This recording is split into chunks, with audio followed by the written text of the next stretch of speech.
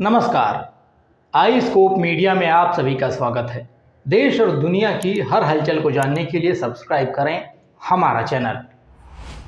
वर्ष 1984 में सियाचिन की चोटी पर गई यूनिट में कई जवानों के पार्थिव शरीर उनके घरों तक पहुंच चुके हैं। अब भी दो परिवार ऐसे हैं जो उम्मीदों के सहारे अपनों का इंतजार कर रहे हैं। शहीद लांस नायक चंद्रशेखर हरबोला के साथ नायक दया किशन जोशी और सिपाही हयात सिंह भी शहीद हुए थे। हरबोला के साथ सियाचिन की चोटी पर जा रही कंपनी में सिपाही हयात सिंह भी शामिल थे। उनकी वीरांगना बच्ची देवी ने बताया कि उनके घर पर पहुंचे दो टेलीग्राम ने उनकी जिंदगी को सूना कर दिया था।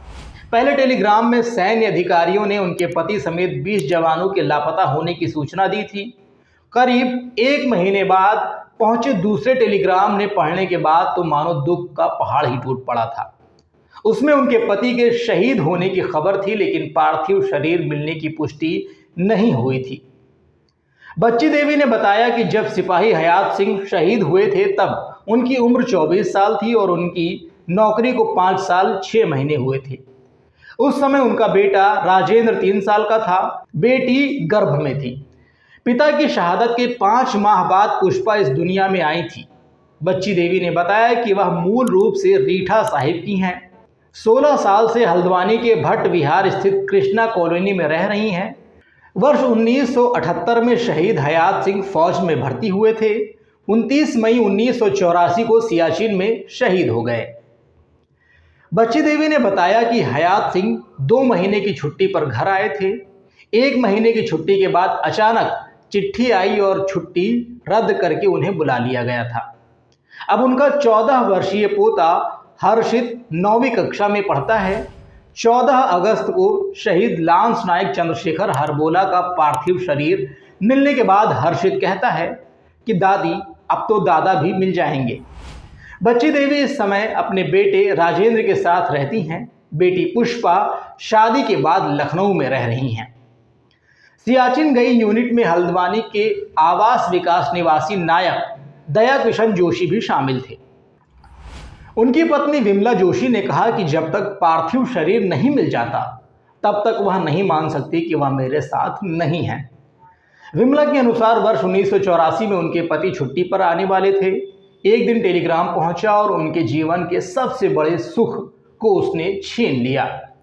टेलीग्राम में उनके पति नायक दया किशन जोशी के शहीद होने की सूचना थी, लेकिन पार्थिव शरीर न मिलने की बात कही गई थी। उन्होंने बताया कि इसके बाद उन्होंने रानीखेत से लेकर बरेली तक के सैन्य अधिकारियों के कार्यालय छाने, लेकिन कहीं से भी पति के पार्थिव शरीर मिलने की पुष्टि नहीं हुई। उस दौरान उनके 2 बेटे थे। बड़ा बेटा संजय जोशी 3 साल का और छोटा भास्कर जोशी 1 साल का था। अंतिम बार जब शहीद नायक घर पहुंचे थे तो जाते समय पत्नी से बच्चों का ख्याल रखने और उनकी पढ़ाई लिखाई कराने की बात कहकर अलविदा कहा था। क्या पता था कि दोबारा कभी बेटों की लाड़ ही नहीं मिल पाएंगे। विमला जोशी ने बताया कि पति के मिलने का विश्वास और उनकी बहादुरी ने हिम्मत दी और उन्होंने बेटे के पालन पोषण और परवरिश पर ध्यान देना शुरू किया। वर्तमान में बड़े बेटे संजय 9 कुमाऊं रेजिमेंट लखनऊ में तैनात हैं और छोटे भास्कर ITI करने के बाद निजी क्षेत्र में नौकरी कर रहे हैं। विमला जोशी कहती हैं कि आज भी उन्हें उनके पति के मिलने की पूरी आस है। तो दोस्तों, इस वीडियो में फिलहाल बस इतना ही।